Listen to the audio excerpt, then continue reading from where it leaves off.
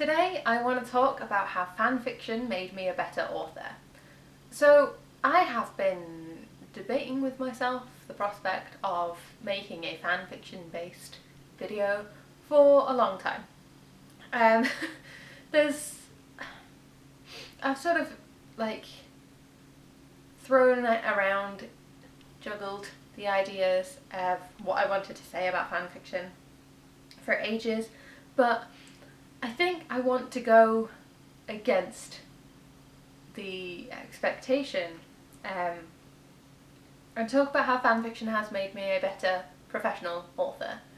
So let's get some background info out of the way. Yes, I write fanfiction. To this day I write fanfiction. I also read a lot of fanfiction, not of my books, legally not allowed to.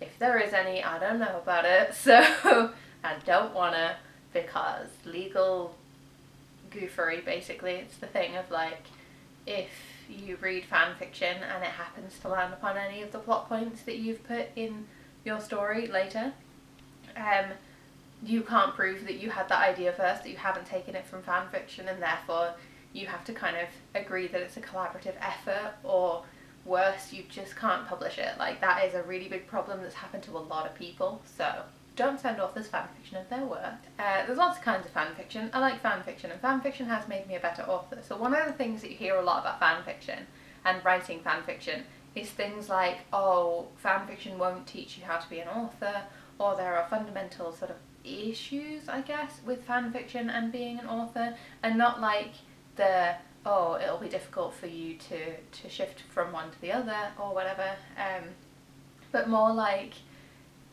the fundamentals of fanfiction are so different from writing original fiction that there is no benefit. And there's one specific thing that I want to talk about that's the whole point of this video, which is if the reason that people give that fanfiction will never teach you to be a better author is because it fundamentally is you using other characters and or other universes to build your story around. It's like playing in somebody else's playground. And that's not entirely inaccurate. Like fanfiction, you can do a lot of things with fanfiction.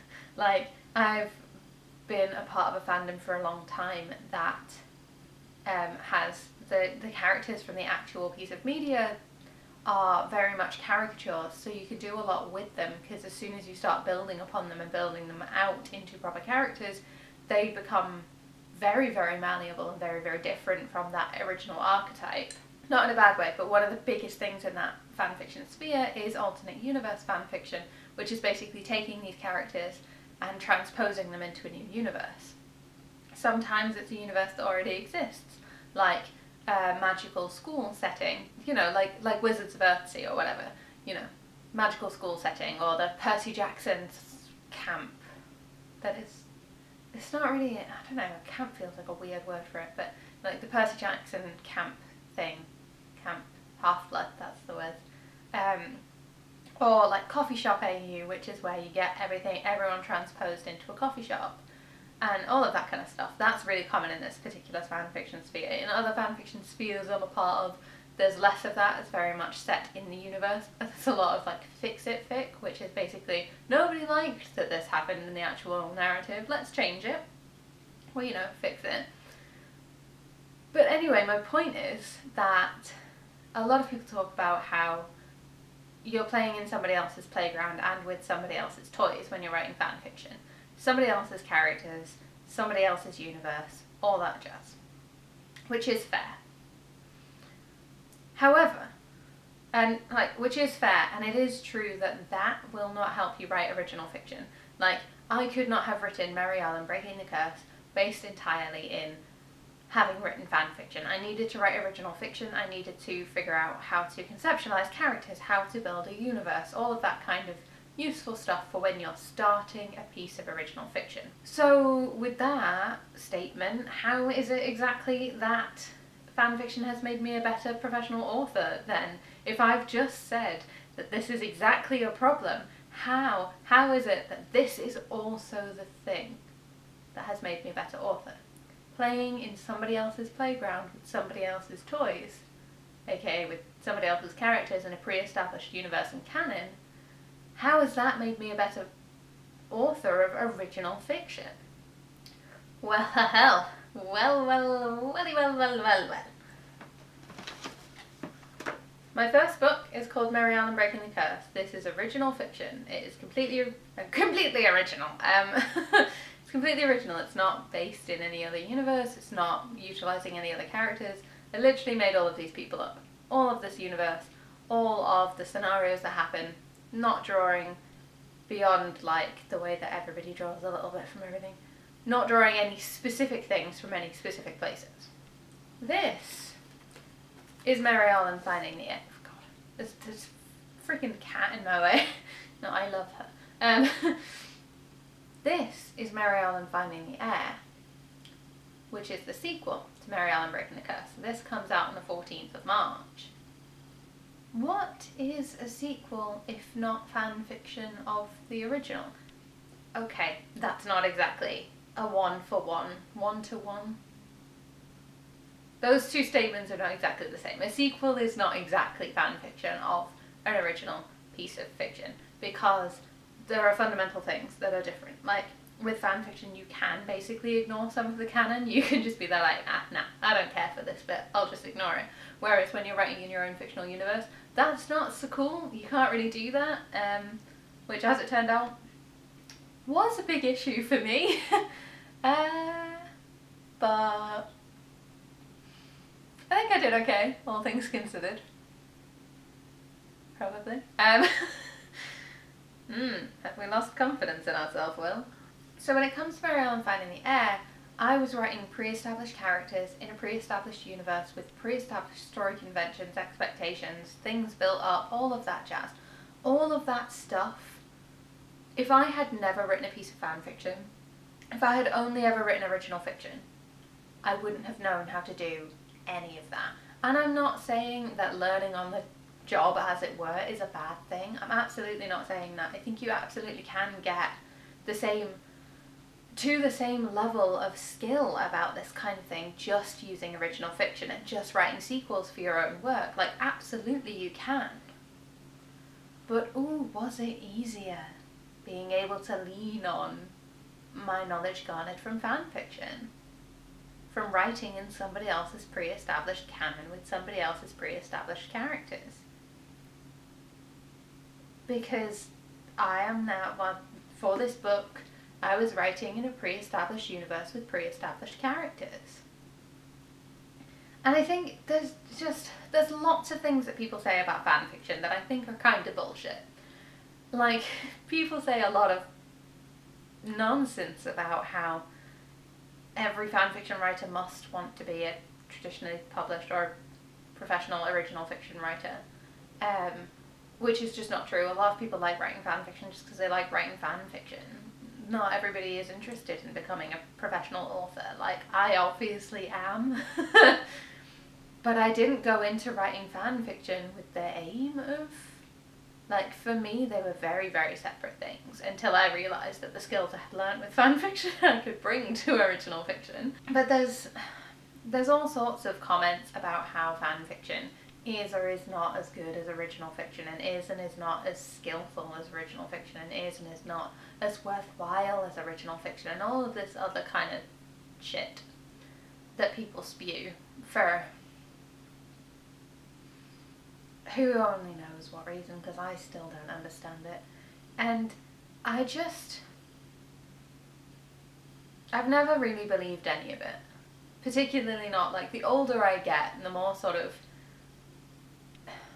settled into myself that I get, the more I realise and think and land on, hey, guess what? These people are assholes and they don't deserve listening to about this stuff.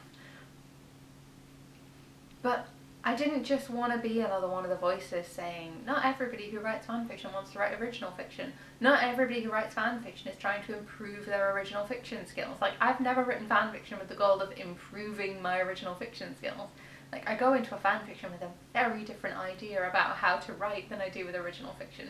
Including the fact that because, you know, it's disconnected from everything to do with my author career, like, it's a different username, it's a different, Like, there's no links back to this me, Nopoodles, Will Salisbury McGrath me. There's no links back to it. It's very, very anonymous, which is cool. But like, I never used fanfiction to get better at. Like, the fact that it's so disconnected is very, very much on purpose. And part of the purpose of it is that then I don't have to come into fanfiction with the same kind of rigour, I guess, that I would bring to original fiction. Like, I've said it before, I don't really edit my short stories very much. I'll write them up, sometimes I'll rewrite them if I think it needs it. I'll usually do a proofread through, and that's about it. But those are posted for free on the internet, right? But I'll still bring more rigour to those than I will to fanfiction, because it's something that I'm putting out there as part of like my author brand. God, maybe I should talk about how much I hate branding these days, one of these days, but not today. And I think it's just, there are lots of ways that fanfiction has made me a better author, but I think the biggest one is this one, in the fact that without fanfiction I would have had to learn how to use toys and a sandbox that already existed. And I think it would have taken me much, much longer to write the second book. And it already took me a year and a half. Like, it took me a year and a half to write this book. That's a long time in the indie publishing sphere. That's a long time in the publishing sphere, to be honest. But it definitely would have taken more time if I hadn't known how to play in a pre-established sandbox, if I hadn't known how to fit a story into a universe that already existed, with characters that already exist. And of course in fanfiction you can let your characters go through character arcs and come out the other side slightly different people than they were when they began. And there's nothing wrong with doing that. So it's the same for this. This is work in a pre-established sandbox, and it's still hard, and it was still harder than writing fanfiction, because you can't just toss the inconvenient parts of canon out the window because that's not how original fiction works. That would fuck up your continuity unless you're doing some real clever stuff. And nobody likes fucked up continuity, so it's been a very sweary video today. So yeah, without fanfiction, this book would not exist as it does. And fanfiction has made me a better author for series than I would have been otherwise. And I think fanfiction's great. Go! There's a website called Archive of Our Own, or ao3.org. And yeah, find something you like, search it up, see what exists. There's a lot of smut. There is a lot of sexy times on AO3. But it is behind a maturity filter. So you have to click like a button that says, yes, I understand there might be adult scenes behind this screen. Proceed. Or, oh no, I don't want to proceed. Go back, go back. That's called informed consent. Yeah, so I hope you found this entertaining, if not helpful. Apparently it's just a quick one today. I thought that was going to take longer, I'll be honest, but apparently not.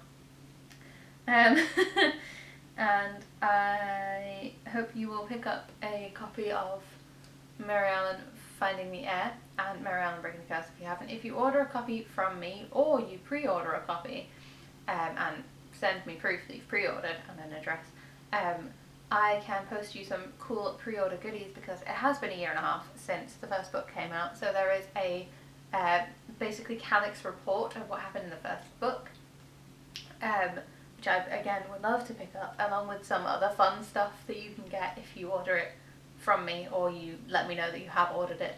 You can get all of that stuff for free, essentially. Yeah, so Calyx report is basically a quick fun summary of what happened in the first book. It's not intended for people who've not read the first book. It will not give you enough information. It's just designed to like jog your memory. Or if you follow me on Instagram, you might have been doing my read with me, read along thing of Mary Arlan Breaking the Curse. But the third will be on to chapter 13, so you can still catch up if you want to. And yeah, I hope that I will see you in 2 weeks' time with another video. Bye.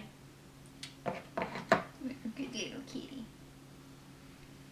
You're a good little kitty. Oh, beautiful cat. Beautiful. You're a good boy too. You're a good boy, Porkchop. I'm just being cuddled on all sides. It's so nice. Mushy, mushy face. And sleepy time for little boys. And sleepy time for little girls. But not sleepy times for little envies. Am I little? I'm 5'4", but I can still wear age 12 clothes.